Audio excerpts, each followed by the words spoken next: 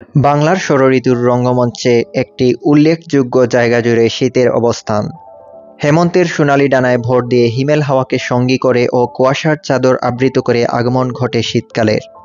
সোনার বাংলার এই পাতা ঝরার মরশুমে বৃক্ষরাজি তাদের শরীর থেকে সকল শুকনো পাতা ঝরিয়ে ফেলে নতুন রূপে সেজে ওঠার প্রস্তুতি নেয়। মৃদু রোদের তাপ ও শিশির ঝরা রাত নিয়ে শীত আসে উদাসী সন্ন্যাসীর বেশে। কবির ভাষায়, শীতের হাওয়ার লাগলো নাচন আমলকির এই ডালে ডালে, পাতাগুলি শিরশিরিয়ে ঝরিয়ে দিল তালে তালে। হে, প্রকৃতিতে সত্যিই শীতের মাতম চলছে। প্রকৃতির অপরূপ সৌন্দর্য ও সবুজের নৈসর্গিক শুভামণ্ডিত শাহজালাল বিজ্ঞান ও প্রযুক্তি বিশ্ববিদ্যালয়ের শীত আসে চিরচেনা রূপের বাইরে আরও কিছু মুগ্ধতা নিয়ে, আসে অনবদ্য কিছু বৈশিষ্ট্য নিয়ে। এবারও ক্যাম্পাসে শীতের যে বর্ণিল রূপ তাতে একটুও ছেদ পড়েনি।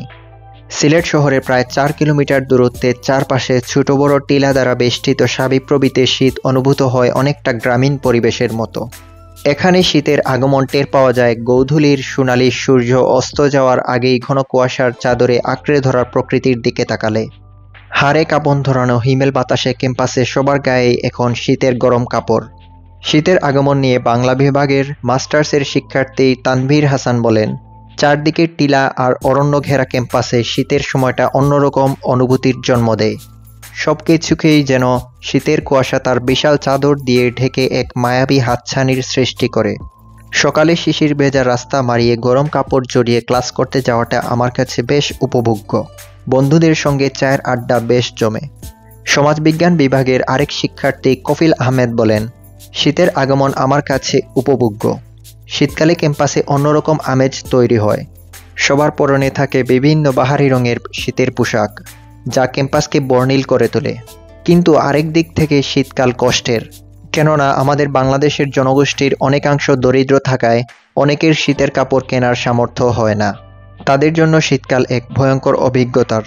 ক্যাম্পাসে শীতের সবচেয়ে বড় আকর্ষণ হচ্ছে পিঠা। দুপুরের পর থেকে গভীর রাত পর্যন্ত এসব দোকানে পাওয়া যায় শীতের বিভিন্ন রকম পিঠা। এসবের স্বাদ নিতে সারাক্ষণ দোকানগুলোতে ভিড় লেগেই থাকে। শীতের রুক্ষ আর শুষ্ক প্রকৃতি নাকি রং রূপহীন, কিন্তু অনেক শিক্ষার্থীর কাছে এ ঋতু ফ্যাশনের, কেননা শীতকালের মতো রং বেরঙের কাপড় পরে সময় কাটানো বছরের অন্য কোনো ঋতুতে সম্ভব হয়ে ওঠে না। বিভিন্ন একাডেমিক ভবন ও হলের সামনে তৈরি করা হয়েছে ব্যাডমিন্টন খেলার কোর্ট। বিকেল থেকেই গভীর রাত পর্যন্ত চলে খেলা। সন্ধ্যা হলেই হলের গেম রুমে সময় কাটান অনেক শিক্ষার্থী। অনেকেই টেবিল টেনিস, ক্যারম, দাবা, কার্ড খেলার প্রতি ঝুঁকে পড়ে। মেয়েদের হলেও দাবা, ক্যারম বা লুডোর মতো বিভিন্ন ইনডোর গেম চলে সময় কাটানোর ব্যবস্থা হিসেবে। সাবিপ্রবি প্রতিনিধির তথ্য ও ভিডিও চিত্রে নাইমুর রহমান, আধুনিক কাগজ।